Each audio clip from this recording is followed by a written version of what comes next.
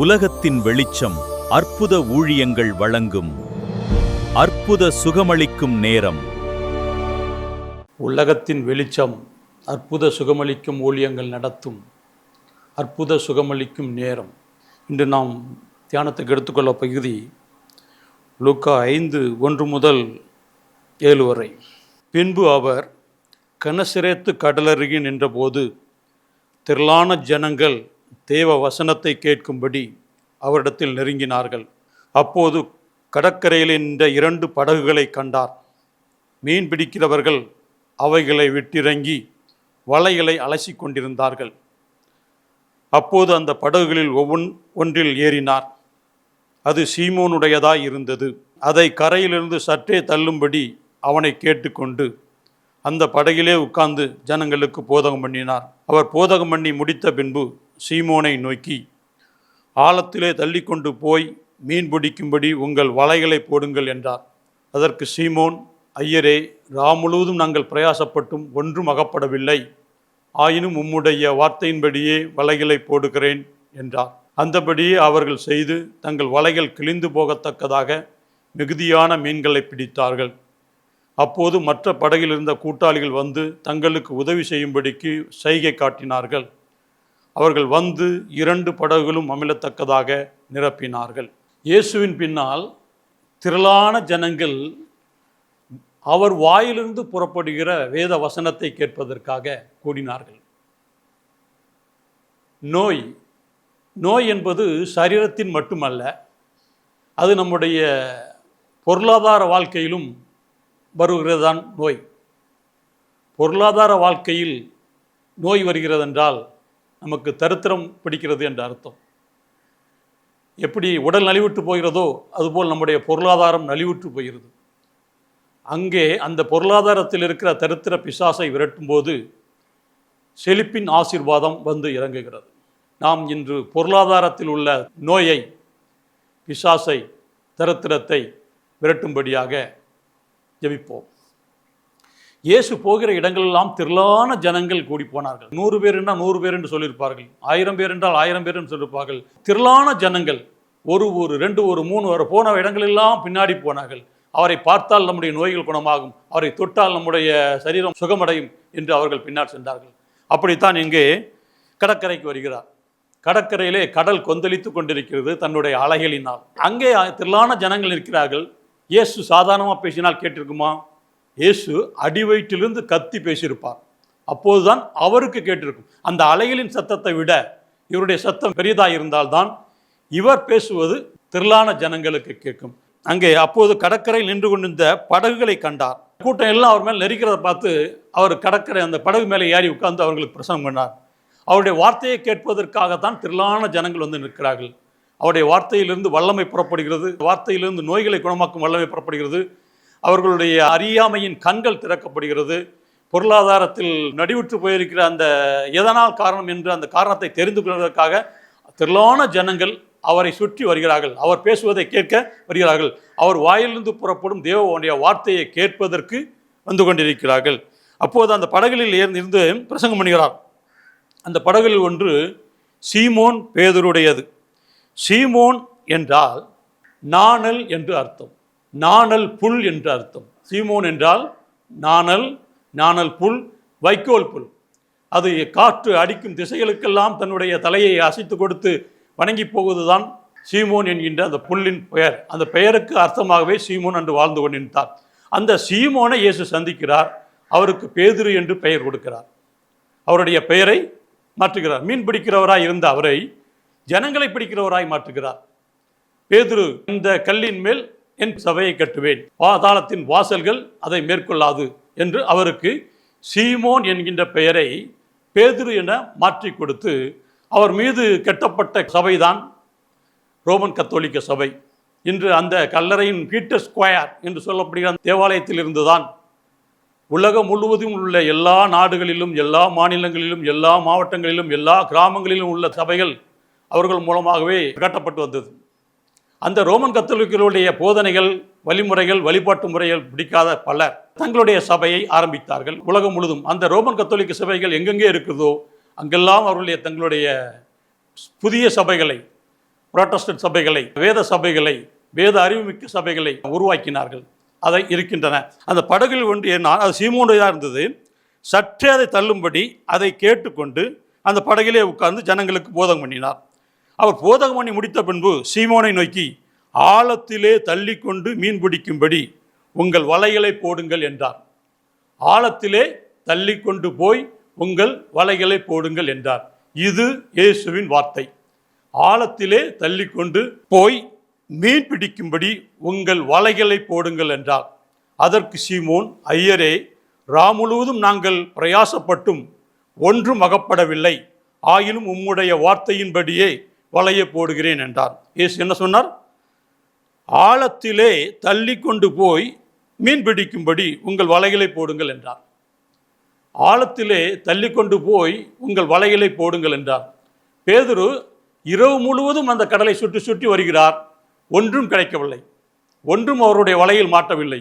அவர் வெக்சாய் கரைக்கு வந்து அந்த வலைகளை அலசி கொண்டிருக்கிறார். அப்போதுதான் இயேசு வந்து அதில் உட்கார்ந்து பிரசங்கம் பண்ணிவிட்டு, ஆழத்தில் தள்ளிக்கொண்டு போய் உன் வலையை போடு என்கிறார். இவன் ஆழத்தில் தள்ளிக்கொண்டு போய் வலையை போட்ட மாத்திரத்திலே அதுவரை அந்த மீன்கள் எங்கு இருந்தது, எப்படி இருந்தது தெரியாத அளவுக்கு திரளான மீன்கள், வலைகள் கிளியத்தக்க மீன்கள், வலை கிளியத்தக்க மீன்கள் வந்து குவிகிறது. அவர்களால் அவர்களுடைய படகுகளை நிரப்பிய பின்னும் இன்னும் கொடுக்கிறது. இயேசுடைய உம்முடைய வார்த்தையின்படியே நான் வலைகளை போடுகிறேன் என்று சொன்ன மாத்திரத்திலே இரவு முழுதும் பாடுபட்டு ஒன்றும் இல்லை. ஆனால் இயேசுவின் வார்த்தையை நம்பி போட்ட மாத்திரத்திலே அங்கே ஒரு பெரிய அற்புதம் நடந்தது. ஒன்றுமில்லாதிருந்த மீன்கள் பிடித்த இடத்தில் இவர்களுடைய வலை நிரம்பத்தக்க மீன் அங்கே கிடைத்தது. நாமும் பேதுருவை போல, எப்படி சீமோன் பேதுருவாக மாற்றப்பட்டானோ அதே போல பலர், ஆபிரகாம் மாற்றப்பட்டார், திரளான ஜனங்களுக்கு தகப்பனானார். சாராளாக மாற்றப்பட்டார், அவர் திரளான ஜனங்களுக்கு தாயானார். அதுபோல செல்வன் என்று பெயர் வைத்திருப்பார்கள். அவர்கள் வாழ்க்கையில் தரித்திரத்தை தவிர வேறொன்றும் பார்த்திருக்க மாட்டார்கள். ஆரோக்கியம் என்ற பெயரை வைத்திருப்பார்கள். சதா லொல் லொல் என்று இரும்பிக்கொண்டே இருப்பார்கள். ஆஸ்துமா வியாதியால் அவதி கொண்டு இருப்பார்கள். அது ஆரோக்கியம் என்கின்ற பெயரின் அர்த்தம் அவர்கள் தெரிந்திருந்தாலானால் அவர்கள் சரீரத்தில் ஆரோக்கியம்தான் தங்கியிருக்கும், நோய் தங்காது. இப்போது அந்த வார்த்தையின் வல்லமையை, வார்த்தையின் அர்த்தத்தை புரிந்து கொண்டால் செல்வன் என்கிறவன் செல்வ செழிப்பாகவே இருப்பான். இப்போது வாழ்க்கையில் வறுமையில் அகப்பட்டு கொண்டு இருக்கிற அந்த செல்வனை இப்போது இயேசு தொட்டு தூக்குகிறார். நீ செல்வமும் செழிப்பும் உடையவனாய் வாழ வேண்டும் என்பதே இயேசுவின் விருப்பம். அந்த இயேசு உன்னை தொட்டு தூக்குகிறார். உன்னுடைய வாழ்க்கைக்கு இரட்சிப்பு வந்தது. இன்று உன் வீட்டுக்கு இரட்சிப்பு வந்தது. இன்று உன் வீட்டுக்கு சிறப்பு வந்தது. இன்று உன் வீட்டுக்கு செழிப்பு வந்தது. அதுபோலத்தான் ஆரோக்கியம் என்று பெயரை வைத்துக் கொண்டிருக்கிற ஜனங்கள் ஆரோக்கியம் இல்லாமல் இருப்பதை பார்த்தோம். அந்த ஆரோக்கியம் என்றால் என்ன? ஹெல்த், 100% ஜீரணமாய் சுகமாய் வாழ்வது. அந்த சுகம் எனக்கு வேண்டும், அந்த சுகத்தை நான் பெற்றுக்கொள்ள வேண்டும் என்று அவர்கள் வேதத்தை வாசித்து அதை அறிந்தால் அவர்களுக்கு அந்த சுகம் கிடைக்கும். சுகத்தோடு இருப்பார்கள். காலேப்பை போல 120 ஆண்டுகளுக்கு மேலாக சுகமாக வாழ்வார்கள், ஆரோக்கியத்தோடு வாழ்வார்கள். நான் இளமையில் இருந்தது போல இன்றும் இருக்கிறேன் என்று காலேப் சொன்னது போல அவர்களும் சொல்வார்கள். அப்படித்தான் கர்த்தரிடம் வருகிறவர்களை ரட்சித்து விடுவித்து செல்வ செழிப்பால் வாழ அழைக்கிறார். அப்படியே இயேசு இன்று உனக்கு ஒரு புதிய பெயரை சூட்டுகிறார். அது என்ன என்பதை வேதத்தில் தேடி பார்த்து கண்டுபிடித்து கொள். அவர் கொடுக்கிற புதிய பெயரை சூட்டிக்கொள். உங்களுக்கு புதிய ஆசீர்வாதம் வரும், புதிய செல்வம் வரும், புதிய செழிப்பு வரும், புதிய தொழில் வரும், புதிய நட்புகள் வரும், புதிய உறவுகள் வரும். அதற்கு சீமோன் லூக்கா 5:5 சீமோனை நோக்கி மீன் பிடிக்கும்படி வலைகளை போடு என்றார். அதற்கு சீமோன், ஐயரை, முழுவதும் நாங்கள் பாடுபட்டும் ஒன்றும் அகப்படவில்லை, ஆயிலும் உம்முடைய வார்த்தையின்படியே வலைகளை போடுகிறேன் என்றார். பேதுரு இயேசுவின் வார்த்தையின்படி வலைகளை வீசினார். தங்கள் வலை கிழிந்து போகத்தக்கதான மிகுதியான மீன்களை பிடித்தார்கள். அந்த நிறைவான ஆசீர்வாதம் என்றால் எப்படி என்றால், ஒன்றுமில்லாத இடத்தில் வலைகள், ஒரு வலை இல்லை, 2 வலை இல்லை, பல வலைகள் நிரம்பத்தக்கதாக மீன்களை பிடித்து அவர்கள் அமர்ந்திருந்த அந்த படகு முழுவதும் நிரம்பிற்று. அவன் படகு முழுவதும் நிரம்பியது மட்டுமல்லாமல் மீண்டும் அதிகமாக இருக்கிறது. என்ன செய்வது என்று பார்த்தால், தூரத்திலே தங்களுடைய கூட்டாளிகள் படகுகளை வைத்துக் கொண்டிருந்தார்கள். அவர்களை சைகையின் மூலம் கூப்பிட்டார் என்று சொல்லப்பட்டிருக்கிறது. அந்த பெருங்காற்றின் நடுவில் அவர்களை சத்தமிட்டு சேர்த்தால் கூட கேட்காது. ஆகவே சைகை காட்டி அழைக்கிறார். அப்படி வந்தவர்கள் 2 படகுகள் நிரம்பத்தக்கதாக மீன் நிறைந்தது. மீன் நிறைந்தது. நாமும் நம்முடைய சுய விருப்பத்தின்படி பல வேலைகளை செய்கிறோம். நம்முடைய முயற்சியின்படி பல வேலைகளை செய்கிறோம். எல்லாவற்றிலும் தோல்வி அடைந்து போகிறோம். எல்லாவற்றிலும் நஷ்டமடைந்து போகிறோம். தமிழிலே ஒரு பழமொழி சொல்வார்கள், உப்பு விற்க போனால் மழை பொழிகிறது, மாவு விற்க போனால் காற்றடிக்கிறது என்பார்கள். இப்படித்தான் நம்ம எதை செய்தாலும் எதற்கு மாறான சூழ்நிலைகள் உண்டாகி நம்முடைய தொழிலில் கஷ்டம் ஏற்பட்டு விட்டது. இப்போது நீ இயேசுவின் வார்த்தையை பிடித்து கொண்டு, வேத வசனத்தை பிடித்து கொண்டு அந்த தொழிலை துவங்கியிருப்பாயானால் உனக்கு நஷ்டம் வராது, கஷ்டம் வராது, செல்வம் வரும், செழிப்பு வரும், ஆரோக்கியம் வரும், சுகம் வரும், ஆனந்தம் வரும், நட்பு வரும், உன் உறவுகள் பெருகும், உன்னுடைய பெயரும் புகழும் உயரும். நீ ஆண்டவருடைய வார்த்தையை நம்பி உன் தொழிலை தொடங்க வேண்டும். நீ உன் ஆண்டவருடைய வார்த்தையை நம்பி உன் வியாபாரத்தை தொடங்க வேண்டும். ஆண்டவர் வார்த்தையின்படியே நீ வியாபாரத்தை தொடங்கினாயானால் அதில் தோல்வி உண்டாகாது, அதில் வெற்றி மேல் வெற்றித்தான் உண்டாகும். எப்படி இரவு முழுவதும் வலைகளை போட்டு ஒன்றும் கிடைக்கவில்லை என்று சொன்னால் அவனுடைய சுய திறமைகள். இயேசுவின் வார்த்தையை நம்பி அங்கே வலையை போடும்போது, இயேசுவின் வார்த்தையை நம்பி அங்கே வியாபாரத்தை துவங்கும்போது திரளான செல்வம் இருக்கும். நீயும் இயேசுவின் பெயர் மீது நம்பிக்கை கொண்டு தொழிலை செய், வியாபாரத்தை செய். நீ செய்வது எல்லாம் வாய்க்கும், நீ செய்வதெல்லாம் ஆசீர்வதிக்கப்படும். வலைகள் கிழிந்து போகத்தக்கதாக வருமானம் வரும். உன் பெட்டிகள் பூட்டி வைக்க முடியாத அளவுக்கு பணம் வந்து குவியும். உன் பீரோக்களில் பணத்தை குவித்து வைக்க முடியாத அளவுக்கு பணம் உன்னிடம் வந்து சேரும். இயேசுவின் வார்த்தையை நம்பி தொழில் துவங்கி நடத்தினால் மட்டுமே. இயேசுவின் வார்த்தையை நம்பி தொழில் துவங்கி நடக்கும்போது இயேசு கடைபிடித்த அந்த ஓய்வு நாளையும் நீ கடைபிடிக்க வேண்டும். கடவுள் உலகத்தை எல்லாம் படைத்து முடித்து 7ஆம் நாள் ஓய்ந்திருந்தார். அவர் ஓய்ந்திருந்த நாளை பரிசுத்த ஓய்வு நாளாக கொண்டாடுகிறோம். அந்த ஓய்வு நாளையே அவர் ஆசீர்வதிக்கிறார், பரிசுத்தப்படுத்துகிறார். அந்த ஓய்வு நாளையே தேவன் உனக்கும் தர ஆயத்தமாய் இருக்கிறார், தர விரும்புகிறார். அவருடைய கட்டளைகளை கடைபிடித்து ஓய்வு நாளை கடைபிடித்து வியாபாரம் செய்யப்படுமானால் தான் அந்த வியாபாரம் செழிக்கும், உயரும், மேன்மை அடையும். ஓய்வு நாளை கடைபிடிக்காமல் செய்யும் போது சில காலங்களிலே வியாபாரம் சுருங்கிவிடும், காணாமல் போய்விடும். ஆகவே இயேசுவின் வார்த்தையின்படி வியாபாரத்தை துவங்கி, நல்ல வியாபாரத்தை துவங்கி செல்வ செழிப்போடு வாழும்போது ஓய்வு நாளை கட்டாயம் கடைபிடித்து வாழுங்கள். அப்போதுதான் உங்களுடைய உழைப்பு பலன் உங்கள் கையில் கிடைக்கும். உங்களுடைய உழைப்பின் பயன் உங்களிடம் இருக்கும். அல்லது ஓட்டைப்பையில் போட்டுவது போல நீங்கள் நிரலான செல்வங்களை அள்ளி குவிக்கலாம், ஆனால் ஓட்டைப்பையில் போடுவது போல அது எங்கே போகிறது என்று தெரியாமல் போய்விடும். அதை நீங்கள் இவ்வளோ வியாபாரத்திற்கு இவ்வளோ சேமிப்பு இருக்க பார்த்தால் கடைசியில் பேதுருவை போல என்ற இரவு முழுதும் பாடுபட்டு ஒன்றும் நாங்கள் அடையவில்லையே, ஒன்றும் கிடைக்கவில்லையே என்பது போல் ஆகிவிடும். ஆகவே வியாபாரம் செய்யும் மக்கள், தொழில் செய்யும் மக்கள், கிறிஸ்தவ மக்கள் ஓய்வு நாளை கடைபிடித்து உங்களுடைய வியாபாரங்களை ஆண்டவர் இயேசுவின் பெயரால் துவங்குங்கள், ஆண்டவர் இயேசுவின் பெயரால் நடத்துங்கள், ஆண்டவர் இயேசுவின் பெயரால் எல்லா காரியங்களையும் செய்யுங்கள். அப்போது உங்களுக்கு ஆசீர்வாதம் வரும், உங்கள் மேல் ஆசீர்வாதம் தங்கும். உங்கள் மேல் ஆசீர்வாதம் தங்கி நீங்கள் மகிமை அடையும்படியாக தேவனுடைய மகிமையின் ஆவியானவர் உங்கள் மேல் வந்து தங்குவார். திரளான செல்வங்களையும் செழிப்புகளையும் வந்து சேரும்போது நான் கஷ்டப்படுறேன், நஷ்டப்படுறேன், வட்டிக்கு வாங்கி தான் வேலை செய்கிறேன், வட்டி வாங்கி தான் கூலி கொடுத்துட்ருக்கேன், வட்டி வாங்கி தான் செய்கிறேன்னுட்டு பொய்யான பொய்களை சொல்லாதீர்கள். நீங்கள் அந்த பொய்களை சொல்வீர்களானால் உங்கள் வாயின் வார்த்தையின்படியே உங்களுக்கு ஆகட்டும் என்று இயேசுவே கூட விட்டு விடுவார். நீங்கள் ஒன்றுமில்லாமல் இருந்தபோது கூட எப்படி இரவு முழுதும் பாடுபட்டு ஒன்றுமில்லாமல் இருந்த பேதுரு இயேசு சொன்ன ஒரு வார்த்தையின்படி வலையை போட்டார், திரளான மீன்களை அள்ளினார். வலை கிளியத்தக்க ஒரு படகல்ல 2 படகுகளும் அமிழத்தக்கதாக மீன்களை பிடித்து நிரப்பினார். இயேசுவின் வார்த்தையின்படி சீமோன் போட்டதனால் அந்த ஆசீர்வாதம் அதன்படி வந்தது. அதுபோல நீங்களும் செழித்திருக்கும் போது, செல்வத்துடன் இருக்கும்போது உண்மையாக சொல்லுங்கள், ஆம் நான் 1 ஆரம்பித்தேன், 2 கிடைத்தது, 5 ஆரம்பித்தேன், 10 கிடைத்தது, பெருமை அடையும்படியாக சொல்லுங்கள். இது தேவனுடைய நாமம் மகிமைப்படும்படியாக நீங்கள் சொல்ல வேண்டும். நீங்கள் ஒன்றுமில்லை ஒன்றுமில்லை என்று சொன்னால் அல்லது உங்களிடம் ஒன்றுமில்லாமலே சொல்லிவிடும். நீங்கள் இல்லாமல் இருந்தால் கூட எனக்கு அங்கே இருக்கிறது, இங்கே இருக்கிறது, அப்படி இருக்கிறது சொன்னால் கூட அந்த வார்த்தை நிறைவேறும்படியாக தேவதூதர்கள் உங்களுடைய வாயின் வார்த்தைகளை பிடித்து அந்த வியாபாரத்தை செழிக்க செய்வார்கள், செல்வத்தை பெருகச் செய்வார்கள். நீங்கள் வியாபாரத்தில் செழித்திருக்கும் போது எந்த அளவு நீங்கள் உயர்ந்திருக்கிறீர்களோ அந்த அளவு மக்களுக்கு, ஏழை மக்களை கவனிக்க வேண்டும், தசோபாங்களை செலுத்த வேண்டும், காணிக்கைகளை செலுத்த வேண்டும். தமிழிலே ஒரு பழமொழி உண்டு, இறைக்கிற கிணறு தான் சுரக்கும் என்று, கொடுக்கிற இடங்களில்தான் பணம் பெருகும் என்று சொல்வார்கள். அதுபோலத்தான் காணிக்கைகளை, தசோபாகத்தை கண்டிப்பாக செலுத்தியாக வேண்டும், காணிக்கைகளை செலுத்தியாக வேண்டும். ஏழை எளிய எத்தனையோ மக்கள் ஒரு காரியமும் செய்ய முடியாமல், பழிக்க முடியாமல் ஏழைகளாக இருக்கிறார்கள். அவர்களுக்கு உங்களுடைய தேவனின் நாமத்தை மகிமைப்படுத்தும்படியாக அவர்களுக்கு காணிக்கை கொடுங்கள், அவர்களுக்கு புதிய உடைகளை கட்டி கொடுங்கள், அவர் வீடு இல்லாதவர்கள் வீடு கட்டி கொடுக்கும்படியாக உதவி செய்யுங்கள்.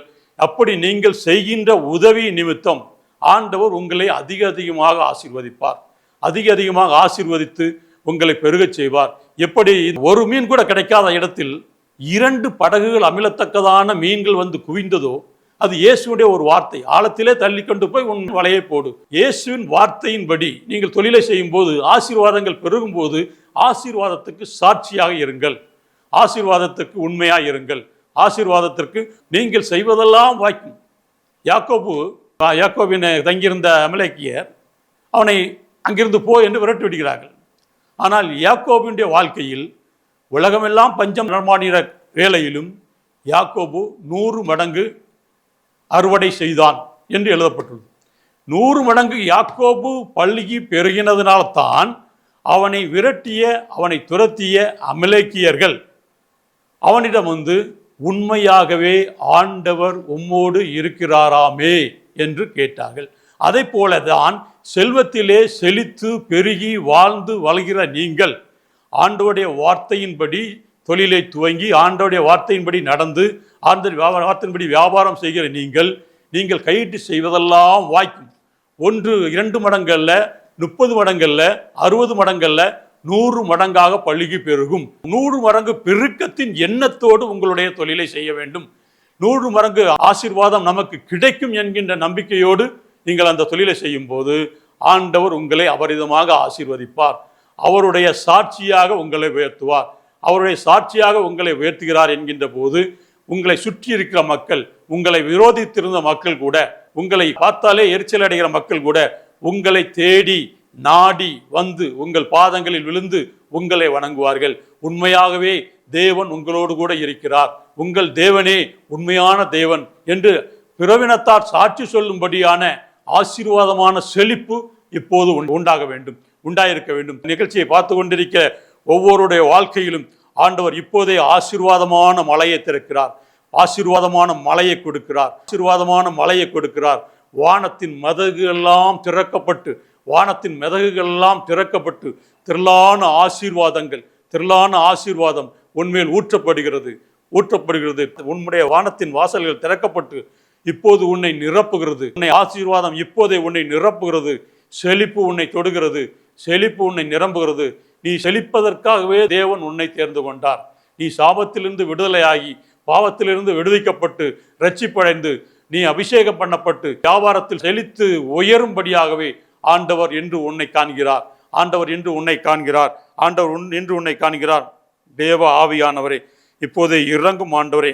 கொடுத்து கொடுத்து சிவந்த கரம் என்று சொல்வார்கள். அதுபோல கொடுப்பதில் நீங்கள் வள்ளலாக விளங்குங்கள், வள்ளலாக விளங்குங்கள். கொடுப்பதில் செழிப்பு உங்களுக்கு வரும். வந்த பின் வள்ளலாக கொடுங்கள் போதும். செழிப்பு இப்போதே ஆதாரமாக கொடுங்கள், கொடுக்கப்படும். அமுக்கி குடுக்கி உங்கள் மடியிலே கொட்டுவார்கள் என்று இயேசு சொன்னார். அதே வார்த்தையின்படி கொடுங்கள், கொடுக்கப்படும். அமுக்கி குலுக்கி உங்கள் மடியிலே நூறத்தனையாக திரும்ப உங்களுக்கு கொடுக்கப்படும் என்று இயேசு சொல்லியிருக்கிறார். அந்த வார்த்தையின்படியும் இன்று நமக்கு கொடுக்கப்பட்டிருக்கிற இந்த வேத வசனப்படி ஒன்றுமே இல்லை, ராமுழும் பாடுபட்டும் ஒன்றும் இல்லை என்று அங்கலாய்த்த போது இயேசு சொன்னார், ஆழத்திலே தள்ளி கொண்டு வலையை போடு. இதோ வியாபாரம் பண்ணி சோர்ந்து போய் கடனாளி ஆகி கடைகளை திறக்க முடியாமல் மூடி போட்டுக்கொண்டு என்ன செய்வதென்று தெரியவில்லை என்று தவித்துக் கொண்டிருக்கிற மகனே, ஆண்டவர் இயேசு உன்னை பார்க்கிறார். நீ மீண்டும் கட்டி எழுப்பப்படுவாய். நீ மீண்டும் மேலதாளத்தோடு கட்டி எழுப்பப்படுவாய். நீ மீண்டும் மேலதானத்தோடு மகிழ்ச்சி ஆரவாரத்தோடு உன்னுடைய தொழிலை துவங்குவார். என்னிடம் ஒன்றுமில்லையே என்று எப்படி உதவி வரும் நீ என்று எதிர்பார்த்து கொண்டிருப்பாய். ஆனால் காற்றையும் காண மாட்டாய், மழையையும் காண மாட்டாய், ஆனால் இந்த பள்ளத்தாக்கு எல்லாம் தண்ணீரால் நிரப்பப்படும் என்று சொன்ன தேவ வாக்கின்படியே இதோ உன் வீட்டில் ஒன்றுமில்லை என்று சொல்லுகின்ற இந்த வேளையிலே உன்னுடைய வீடு வீடு வீடு வீடு நீ உனக்கு மறைவாக வீட்டிலே உன் பணம் வைக்கப்பட்டிருக்கிறது. இதோ உனக்கு தெரியாத நிலம் அங்கே வைக்கப்பட்டிருக்கிறது. நீ உனக்கு அறியாத உன் முன்னோர்களுடைய சொத்துக்கள் அங்கே இருக்கிறது. போ, அதை எடுத்து சுதந்திரித்துக்கொள். போ, எடுத்து அதை உரிமை அடைந்துக்கொள். உரிமை பாராட்டு, அதை உரிமையாக்கிக்கொள், அதை உடைமையாக்கிக்கொள். அதை கொண்டு நீ தொழிலை ஆரம்பி, தொழிலை ஆரம்பி, தொழிலை ஆரம்பி, தொழிலை ஆரம்பி. தொழில் ஆரம்பிக்கிற வேளையிலே தொழில் முடங்கி போயிருக்கிற மக்கள் எல்லாம், இதை கண்டு கொண்டிருக்கிற தொழில் முடங்கி போயிருக்கிற மக்கள் எல்லாம் இப்போதே அவர்கள் மேல் இருக்கிற எல்லா அந்தகார கட்டுகளையும் இயேசுவின் நாமத்தில் அறுத்து போடுகிறேன். இதோ செழிப்பில் இருக்கிற நோய்களை இயேசு கிறிஸ்துவின் நாமத்தில் வெளியே போயிட்டு கட்டளை கொடுக்கிறேன். இதோ பொருளாதார ஆசீர்வாதத்தில் இருக்கிற சாபங்களை இயேசுவின் நாமத்தில் வெளியே போயிட்டு கட்டளை கொடுக்கிறேன். அவர்களை விட்டு வெளியே போயிட்டு கட்டளை கொடுக்கிறேன். உன்னுடைய நேரம் முடிந்து விட்டது, உன்னுடைய காலம் முடிந்து விட்டது. இப்போது பிசாசின் நேரம் முடிந்து விட்டது. வருத்தப்பட்ட ஆண்டுகள் முடிந்து விட்டது. நீ இழந்ததை 7 மடங்காய் திரும்ப பெற்றுக்கொள்வாய். நீ இழந்ததை 7 மடங்கு திரும்ப பெற்றுக்கொள்வாய். நீ இழந்ததை 7 மடங்கு திரும்ப பெற்றுக்கொள்வாய். தேவ ஆவியானவரே, இப்போதே இதை காண்கிற மக்களை நீ சந்திப்பீராக. அப்பா, அந்த வேத வசனத்தை கேட்கிற மக்களை சந்திப்பீராக. அப்பா, அவர்கள் சோர்ந்திருக்கிற அவர்களுக்கு நீர் உற்சாகத்தை கொடுப்பீராக. சோர்ந்து போயிருக்கிற அவர்களுக்கு உள்ளத்தில் உறுதியை கொடுப்பீராக. பணமற்றிருக்கிற அவர்களுக்கு பணத்தை கொடுப்பீர்களாக. இதோ நான் அந்த வங்கியிலே நான் போய் பணம் கேட்பேன், அவர் எனக்கு தரும்படியாக தேவன் முன் செல்ல வேண்டும் என்று சொல்கிற அந்த வேளையிலே தேவன் உனக்கு முன் செல்வார். தேவன் உனக்கு முன் காரியங்களை வாய்க்கும்படியாக செய்வார். தேவன் உனக்கு ஆசீர்வாதத்தை தருவார். தேவன் உனக்கு பெருக்கத்தை தருவார். நீயோ ஆசீர்வாதத்தை பெற்று ஒரு வீடை கட்டினேன், தோட்டம் வாங்கினேன், துறவி வாங்கினேன், வேலைக்காரர்கள் பெருகினார்கள் என்று சொல்லும் வசனங்களைப் போல உனக்கும் வேலைக்காரர்கள் பெருகுவார்கள். உன்னுடைய தொழில் பெருகி உன்னுடைய பிரான்ச்சஸ் உலகம் முழுவதும் அமைக்கும்படியான பெரிய ஆசீர்வாதத்தை தேவன் இப்போது கட்டவிழ்க்கிறார். பெரிய ஆசீர்வாதத்தை கட்டளை கொடுக்கிறார். இதோ பணத்தின் மீது அதிகாரமுள்ள தேவதூதர்கள் இறங்கி போய் அவர்களை சந்திப்பீர்களாக, அவர்களை ஆசீர்வதிப்பீர்களாக. இதோ பணத்தின் மீது அதிகாரமுள்ள தேவதூதர்கள், தங்கத்தின் மேல் அதிகாரமுள்ள தேவதூதர்கள், அப்பா, ஒன்றுமில்லாத இருக்கிற மக்களை நீர் கொடுத்து ஆசீர்வதியும். அவர்கள் இப்போது இருப்பதை காட்டிலும் 1000 1000 மடங்கு பலுகி பெருகும்படியாக செய்யும். நீ கோடான கோடி மடங்கு பெருகுவாய் என்று ஒரு வார்த்தை இருக்கிறதே, அந்த கோடான கோடி பெருகியவரை ஒருவரும் காண முடியவில்லையே என்று சொல்லிக் கொண்டிருக்கிறோம். ஆண்டவரே, அந்த கோடான கோடி பெருக்கத்தை மக்களுக்கு கட்டவிழ்க்கிறேன். அப்பா, இந்த டிவி நிகழ்ச்சியை பார்த்து கொண்டிருக்கிற அந்த திரளான மக்களுக்கு கோடான கோடியாய் பெருகுவாய், நீ கோடான கோடியாய் பெருகுவாய் என்று வேண்டியான ஆசீர்வாதத்தை கொடுத்து உங்கள் மூதாதையின் தேவனாய் கர்த்தர் நீங்கள் இப்போது இருப்பதை காட்டிலும் 1000 மடங்கு பெருகுவாய் என்று சொன்னது போல 1000 மடங்கு பெருக்கம் யாருக்கோ அவர்களுக்கு 1000 மடங்கு பெருக்கமும், 100 மடங்கு பெருக்கம் யாருக்கோ அவர்கள் 100 மடங்கு பெருக்கமும், ஏதோ கோடான கோடி மடங்கு பெருகுவாய் என்று சொல்லிய வசனத்தின்படியே கோடான கோடி பெருக்கம் யாருக்கு தேவைகளையோ அவர்களை சந்தியும் ஆண்டவரே. அவர்களை உம்முடைய ஆசீர்வாதத்தால் நிரப்பும் ஆண்டவரே. வானத்தின் பலகைகளை திறந்து அவர்களை இடங்கொள்ளாமல் போட்டு நிரப்பும் ஆண்டவரே. அவர்கள் வீட்டில் 2 பீரோக்கள் நிரம்ப தங்க கட்டிகளும் பணமும் நிரம்பும்படியான ஆசீர்வாதத்தை கட்டவிழ்க்கிறேன். அப்பா, தூதர்களை அனுப்பும் ஆண்டவரே. 2 படகுகள் நிரம்பத்தக்கதாக மீன்களை சேர்க்கப்பட்டது போல ஆண்டவரே 2 பீரோக்கள் நிரம்பத்தக்கதாக தங்கமும் நகைகளும் பணமும் துயும்படியாக செல்வ செழிப்பை கட்டவிழ்க்கிறேன். செல்வ செழிப்பின் ஆசீர்வாதத்தை கட்டவிழ்க்கிறேன். மகிழ்ச்சியின் ஆவியானவரை கட்டவிழ்க்கிறேன். தேவதூதர்களே, உம்முடைய மக்களை நீர் ஆசீர்வதியுங்க ஆண்டவரே. ஆண்டவரே, உம்முடைய மக்களை ஆசீர்வதிக்கும்படியாக உம்முடைய ஊழியக்காரர்களாகிய தூதர்களை அனுப்பும். அப்பா, உம்முடைய மக்கள் ஆண்டவரே சோர்ந்து போய் கிடைக்கிறார்கள் ஆண்டவரே. அவர்களுக்கு ஒரு உற்சாகத்தின் ஆவியை ஊற்றும் ஆண்டவரே. சத்துவம் இல்லாத அவர்களுக்கு சத்துவத்தை பெருக பண்ணும் ஆண்டவரே. இதோ மூலதனம் இல்லாமல் முடங்கி போயிருக்கிற அவர்களுக்கு உம்முடைய மூலதனத்தை கொடுப்பீராக ஆண்டவரே. ஆசீர்வாதமான பொருட்களை கொடுப்பீராக ஆண்டவரே. அவர்களுக்கு ஆசீர்வாதம் வந்து நிரம்பட்டும் ஆண்டவரே. அப்பா, அவனை கேள் இவனை கேள் என்று சொல்வதில்லை, வானத்தின் பலகையில் திறந்து உன்னை ஆசீர்வதிப்பேன் என்று சொன்னீரே. அதே வார்த்தையின்படி இந்த டிவி நிகழ்ச்சியை பார்த்து கொண்டிருக்கிற ஒவ்வொருவரையும் அவர்களுடைய கஷ்டங்களை எல்லாம் நீக்கி நஷ்டங்களை எல்லாம் போக்கி ஆசீர்வாதத்தையும் செல்வத்தையும் செழிப்பையும் பெற்றுக்கொள்ளும்படியாக, திரளாய் பெற்றுக்கொள்ளும்படியாக, 2 பீரோக்கள் நிரம்ப செல்வத்தை பெற்றுக்கொள்ளும்படியாக, 2 பீரோக்கள் நிரம்ப தங்கத்தை வேரத்தை பெற்றுக்கொள்ளும்படியாக, 2 பீரோக்கள் நிரம்ப பணத்தை பெற்றுக்கொள்ளும்படியான திரளான ஆசீர்வாதங்கள் அவர்களிடம் வந்து நிரம்பி குவிய வேண்டும் என்று எங்கள் ஆண்டவரும் உடைய மகனுமாகிய இயேசு கிறிஸ்துவின் வல்லமையுள்ள நாமத்தில் ஜெபிக்கிறோம் எங்கள் நல்ல பிதாவே, ஆமென். எங்களோடு நீங்கள் தொடர்பு கொள்ள வேண்டிய முகவரி: சுவிசேஷகர் எஸ். சேசுராஜ், உலகத்தின் வெளிச்சம், அற்புத சுகமளிக்கும் ஊழியங்கள், எண் 14, இரட்டை பிள்ளையார் கோயில் தெரு, விஜயநகர், விளச்சேரி, சென்னை 600042. செல்போன் எண்கள் 9 4442 மற்றும் 6385113095. இமெயில் விலாசம் உலகத்தின் வெளிச்சம் @gmail.com. Sesuraj S 415 @gmail.com.